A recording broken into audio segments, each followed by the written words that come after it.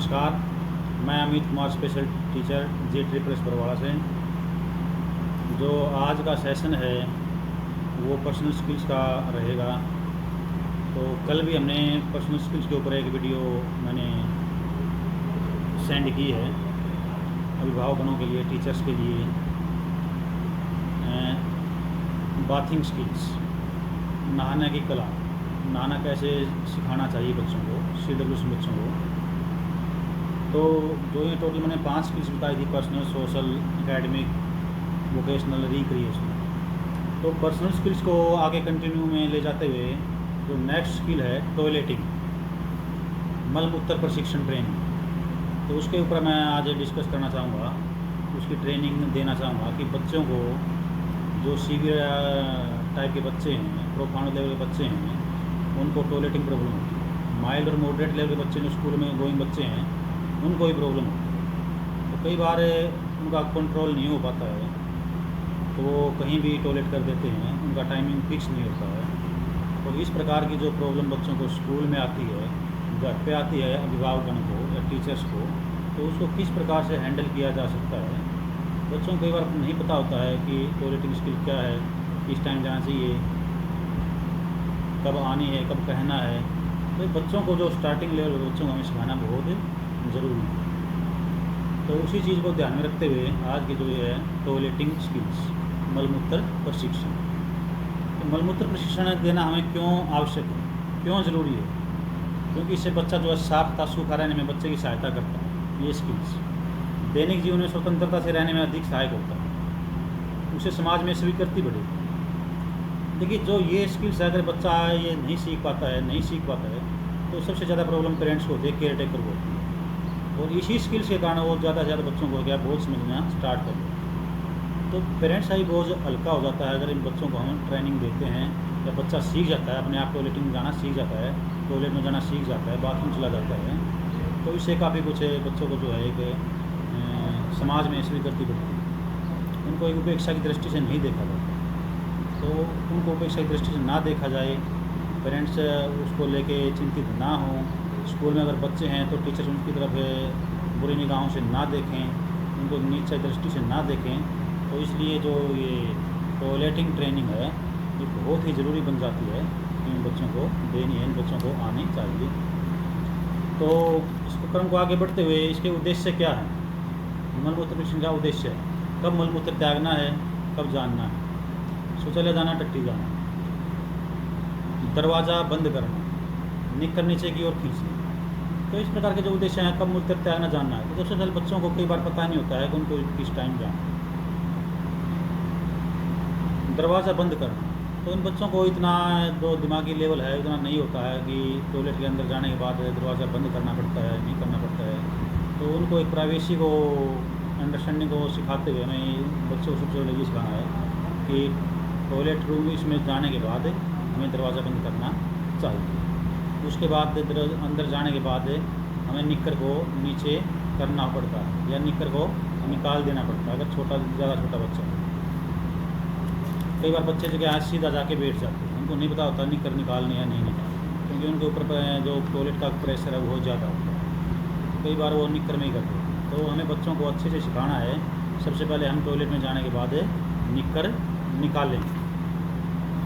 उसके बाद जो सीट है, टॉयलेट सीट है, उसके ऊपर बैठेंगे, मल मूत्र जो है विसर्जित करेंगे, अच्छी तरह से उसको विसर्जित करेंगे स्वयं। उसके बाद फिर है जो मग है सामने है, पानी से भरेंगे और उसको हम साफ करेंगे। निकर ऊपर की ओर खींचना, उसके बाद हम खड़े होंगे, निकर ऊपर की ओर खींचेंगे, अच्छे से उसको पहनेंगे। उसके बाद फ्लश या पानी का जो मग है उसके द्वारा जो मलमूत्र है उसको फ्लश करें।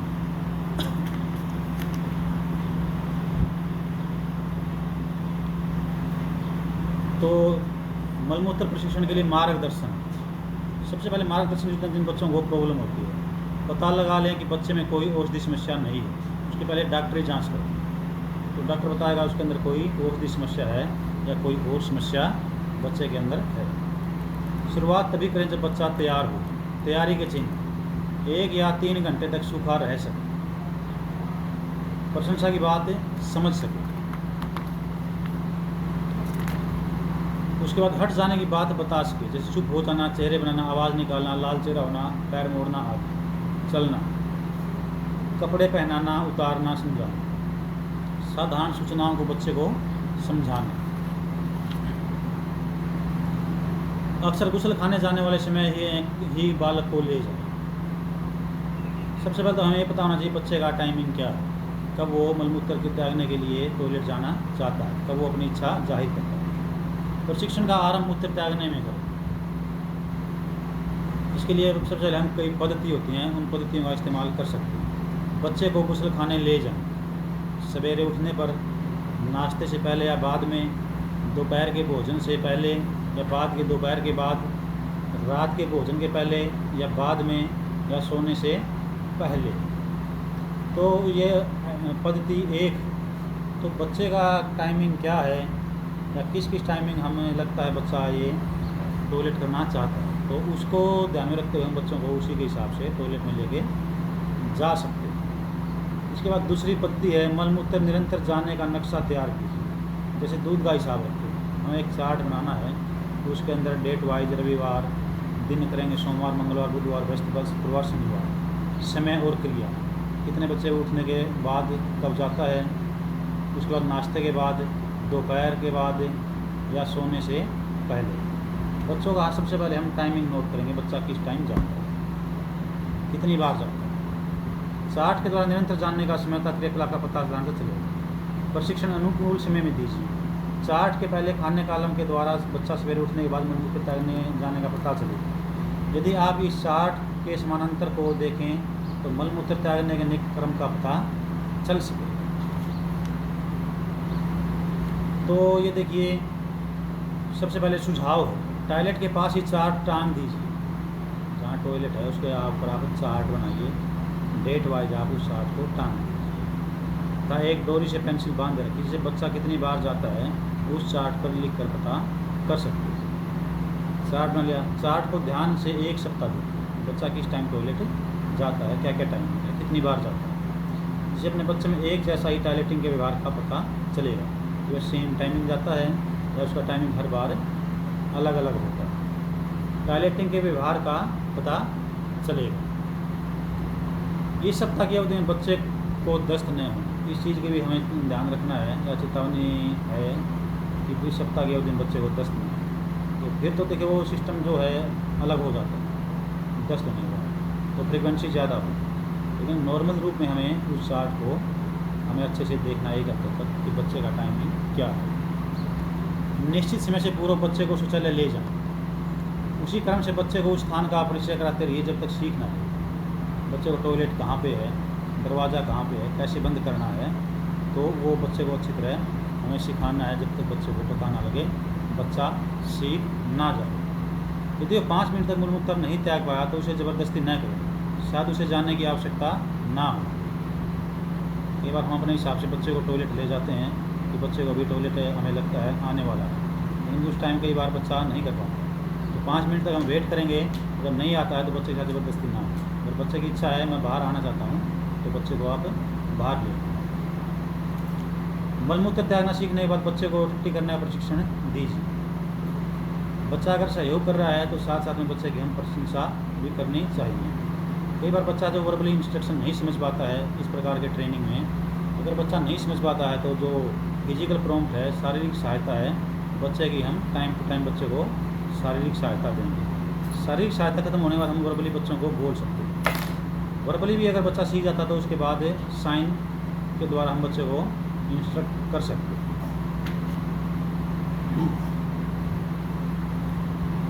बच्चे को टॉयलेट ले जाते समय जिस शब्द टॉयलेट के लिए प्रयोग करते हैं उसे बार बार कहकर उसे परिचित करें। तो हम बार बार बच्चे के सामने प्रयोग करें टॉयलेट, तो उसको बच्चे को पता होना चाहिए टॉयलेट का मीनिंग क्या है और टॉयलेट जाने की जगह कौन सी, उसे अच्छी तरह हमें परिचित बच्चे को कराना होगा।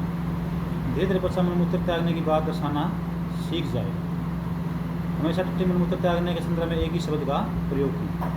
देखिए मेरे पास मॉड्यूल में भी इस तरह की पिक्चर दी गई है, ये आप देख सकते हैं किस प्रकार से जो इसकी मदर, बच्चे की मदर टॉयलेट तक लेके जाती है और उसको किस प्रकार से ये शब्दों का इस्तेमाल करती है कि आपको क्या करना है। तो तो इस प्रकार से जो भी अभिभावक हैं, केयर टेकर हैं, साथ में बच्चों को ले जाके अगर बच्चा नहीं समझ पा रहा है तो उसको वर्बली इंस्ट्रक्ट या फिजिकली प्रॉम्प्ट के द्वारा, शारीरिक सहायता के द्वारा बच्चों को ये ट्रेनिंग आगे बढ़ा सकते हैं। ऐसे ही कपड़ों का उपयोग कीजिए जो सिखाने में आसानी है। अब बच्चे को जब हम ट्रेनिंग दे रहे हैं तो ये नहीं है कि आपको जो पैंट पहना देनी है या जीप वाली पहना देनी, बिल्कुल रिलैक्सेबल जो भी उसका अंडरवियर है वो आप पहनने की कोशिश कीजिए, बच्चा आराम से निकाल सके, बच्चा आराम से उसको ऊपर खींच सके। यदि बच्चे को तंग कपड़े उतारने में कठिनाई होती हो तो उसे ढीले था इलास्टिक वाले कपड़े पहना। दिन के मलमूत्र प्रशिक्षण के बाद रात के मलमूत्र प्रशिक्षण का आरंभ करें। यदि आवश्यकता हो तो सोने में 1 घंटा पहले बच्चे को किसी प्रकार का पेय दिया जाए। सोने से पहले उसे मलमूत्र त्यागने के लिए लेकर जाएं। इस बात का ध्यान रखें कि वो किस समय बिछौना गीला करता है, रात में उसी समय का अलार्म रखकर उसे ले जाएं। 8-10 दिन लगातार ऐसा करने पर बालक स्वयं आपको आवश्यकता पड़ने पर बिना अलार्म के भी टॉयलेट चला जाएगा। यदि उसने रात में बिछौना मेला ना किया हो तो उसकी प्रशंसा करना न भूलिए। 3 पद्धतियों का अनुसरण कीजिए। पहले बच्चों को हम बोलते हैं, उसे बोलने के साथ साथ शारीरिक सहायता प्रदान करेंगे। बच्चे को कहते हैं सुसु जाओ, तो बच्चा उस शब्द को समझेगा। अगर वर्बली नहीं समझा तो बच्चे को हम हाथ से पकड़ के, उंगली से पकड़ के टॉयलेट तक लेके जाते हैं, तो उसके शब्दों का इस्तेमाल भी करते हैं। उसके बाद दूसरी पद्धति केवल बोल कर बताएं। अगर बच्चे को शारीरिक सहायता की ज़रूरत ना हो तो बच्चे को हम बोल के बता सकते हैं, यहाँ पे टॉयलेट से। जो तीसरी पद्धति है बच्चे को स्वयं करने की। तो बच्चा अगर वर्बली इंस्ट्रक्शन साइन से बच्चा अगर समझ पा रहा है तो उसको हमें शारीरिक सहायता देने की ज़रूरत नहीं है। इसका मतलब बच्चा वर्बली इंस्ट्रक्शन से समझने में सक्षम है, वो अच्छे से इंस्ट्रक्शन समझ के आपने जो भी इंस्ट्रक्शन दी है उसको फॉलो कर सकता है, टॉयलेटिंग कर सकता है। इनाम तथा प्रशंसा ही सफलता की पहली सीढ़ी। देखिए, हम बच्चे को चाहे टॉयलेटिंग हो, चाहे बाथिंग हो, चाहे ईटिंग हो, ड्रिंकिंग हो, कोई भी पर्सनल स्किल हम ले रहे हैं, प्रत्येक स्किल्स के अंदर बच्चे को अगर अच्छे से कर रहा है, बीच बीच में बच्चे को इनाम के तौर पर, प्रशंसा के तौर पर मुझे वेरी गुड, गुड, जो भी आपको अच्छा लगे बच्चे को कहना बहुत ही आवश्यक है, ताकि बच्चे को लगे कि हाँ मैं सीख रहा हूँ और मुझे इसके लिए मुझे किसी न किसी रूप में इनाम दिया जा रहा है, चाहे वो ऑब्जेक्ट हो, चाहे वो वर्बली कोई मेरे ऊपर एक कॉम्प्लीमेंट दिया जा रहा है, मेरे बारे में अच्छा बोला जा रहा है। तो इससे बच्चा जो है अच्छे से उस एक्टिविटी को सीखने की कोशिश करेगा, जिसमें बच्चा इंटरेस्ट से खुद वो एक्टिविटी कर रहा है। तो हम बोल सकते हैं बहुत अच्छे, बहुत बढ़िया, गुड, वेरी गुड, एक्सीलेंट। तो इस प्रकार से हम बच्चे को ये प्रशिक्षण दे सकते हैं। तो इस प्रकार की जो ट्रेनिंग है, इस प्रकार का जो प्रशिक्षण है CWS बच्चों को देते हुए, इसमें सबसे एक चीज़ की बहुत ही आवश्यकता है, चाहे वो केयर टेकर हो, चाहे टीचर हो सिखा रहा है, तो जिस चीज़ की सबसे ज़्यादा जरूरत है वो है पेशेंस, धैर्य की। ये नहीं कि बच्चा 1-2 दिन, 4-5 दिन में बच्चा सीख जाए। हमें एक धैर्य की बहुत ज़्यादा ज़रूरत है इस प्रकार के बच्चों को ट्रेनिंग देने की। क्योंकि कई बार जो कोई टीचर हैं, कई विभाग में गुस्सा हो जाते हैं कि हम इतना सिखा रहे हैं और बच्चा सीख नहीं पा रहा है। लेकिन जो इस प्रकार की प्रॉब्लम है वो एकदम से हल होने वाली नहीं है। जो हमने एक शेड्यूल तैयार किया है, एक चार्ट तैयार किया है, उसके हिसाब से हम बच्चों को ट्रेनिंग देने की कोशिश करेंगे। तो सबसे जो पहला व्यवहार है, पेरेंट्स हो, केयर टेकर या टीचर हो, तो वो सबसे पहले सहनशील रहे। सहनशीलता एक बहुत ही बड़ा गुण है इन बच्चों को ट्रेनिंग में। सफलता के लिए आपको कुछ समय व्यय करना था, प्रयास करना होगा। सफलता इन बच्चों को ट्रेनिंग में एक साथ नहीं मिलेगी, तो थोड़ा सा हमें प्रयास करना होगा, थोड़ा सा समय हमें व्यतीत करना होगा धैर्य के साथ। दूसरा एक नियमित रूप से प्रशिक्षण के, बच्चा जो कर पाता है वहाँ से आरंभ कर एक गति से आगे बढ़े। तो एक जो सिस्टम होता है, एक नियमित जो रूप से प्रशिक्षण ट्रेनिंग दे रहे हैं, सीरियल वाइज हमें उसका फॉलो करना पड़ेगा। उसी के हिसाब से पहले नंबर पे क्या करना, फिर उसके बाद क्या करना, फिर उसके बाद क्या करना। तो इस प्रकार से सीरियल वाइज हमें बच्चे को ट्रेनिंग, जो हमने पार्ट्स में डिवाइड की ट्रेनिंग, उसको हमें एग्जीक्यूट करना है, बच्चे को देना है। आप सृजनात्मक है, बच्चे के प्रशिक्षण में आप अपनी कल्पना शक्ति का उपयोग करें।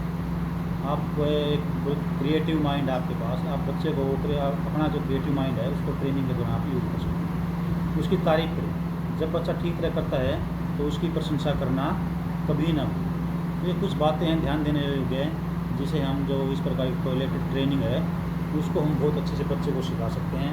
जो भी अभिभावकगण हैं वो इस प्रकार की जो मैंने अभी बातें बताई हैं उसका घर पे ज़रूर प्रयोग करें। अगर इन बच्चों को टॉयलेटिंग प्रॉब्लम है, इन बच्चों को प्रॉब्लम आ रही है, तो नेक्स्ट जो सेशन है उसमें हम दूसरी कोई पर्सनल स्किल लेके आएंगे। धन्यवाद।